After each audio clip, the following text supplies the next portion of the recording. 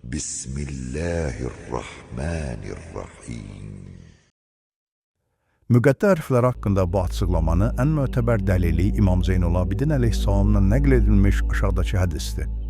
Qureyş müşrikləri və yəhudilər Quranı inkar edərək dedilər ki, o açıq-aşkar sehirdir. Muhammed özü deyərək Allaha aid etmişdi. Allah-u Teala əlif, lam, mim. Bu, heç bir şək şübhə olmayan, təqvalılara doğru yol göstərən əzəmətli bir kitabdır.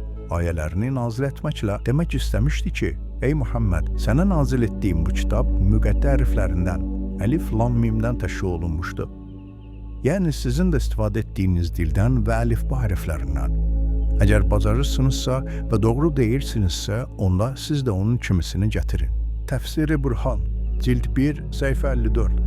Digər bir dəlil İmam Rıza əleyhissalamdan nəql edilmiş hədisdir. Allah-u Teala Quranı bütün ərəblərin danışdığı və yazıb oxuduğu hərflərlə nazil etmiş və buyurmuşdur ki, de, əgər insanlar və cinlər bu Quranın bənzərini gətirmək üçün birləşsələr, bir-birinə kömək etsələr də onun bənzərini gətirə bilməzlər. Tövhid, Səduq, səhifə 162.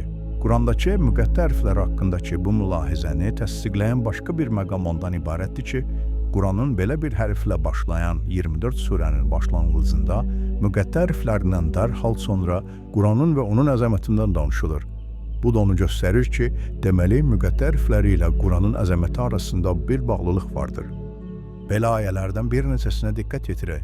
Əlif, lam, ra. Bu ayələrin möhkəmləşdirilmiş, sonra izah edilmiş və Allah tərəfindən göndərilmiş bir kitabdır. Hud surəsi 1-ci ayə. Ta, sin. Bu, Quranın və aydınlıq gətirən açıq-aşkar bir kitabın ayələridir. Nəml surəsi 1-ci ayə. Əlif, lam, mim. Bu hikmətli kitabın ayələridir. Loğman surəsi 1-2-ci ayə. Haqqında danışılan surədə müqəddəs hərflərinin ardınca bu səmavi kitabın əzəmətinə işarə edərək deyilir. Bu, heç bir şək şübhə olmayan, təqvalılara doğru yol göstərən əzəmətli bir kitabdır. Ola bilsin bu ayə Allah-u Teala'nın Həzrət Peyğəmbər sallavatullaha verdiyi vədənin gerçəkləşməsinə işarədir. Belə ki, Allah Peyğəmbərə bütün haqq sevərlər üçün hidayət vasitəsi olacaq və heç bir şək şübhə olmayacaq bir kitab nazil edəcəyini vəd vermişdi. Bu ayə ilə o öz vədinə əməl etmiş olur. Bu ayədəki heç bir şək şübhə olmayan ifadəsi sadəcə olaraq bir iddia deyil. Həm də ona dəlalət edir ki, Quranın özü öz doğruluğuna şahiddir. Onun doğruluğu, əzəməti, möhkəmlik və tutarlığı, məna dərinliyi, fəsahət və şirinliyi o qədər aydındır ki, ona qətiyyən şübhə ola bilməz.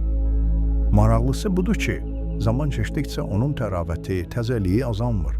Əksinə, elm inkişaf etdikcə kainatdakı sirlərin üzərindən pərdələr götürülükcə, Quranın da həqiqətləri bir o qədər üzə çıxır. Elmi nailiyyətlər artdıqca, Quran ayələrinin parlaqlığı da bir o qədər artır. Bu sadəcə bir iddia deyil, bir həqiqətdir. İnşallah bu kitabın müxtəlif yerlərində deyilən məsələyə toxunacaq. Əgər sən də Quranı dərk edərək oxumaq istəyirsənsə, abunə ol və birlikdə öyrənək.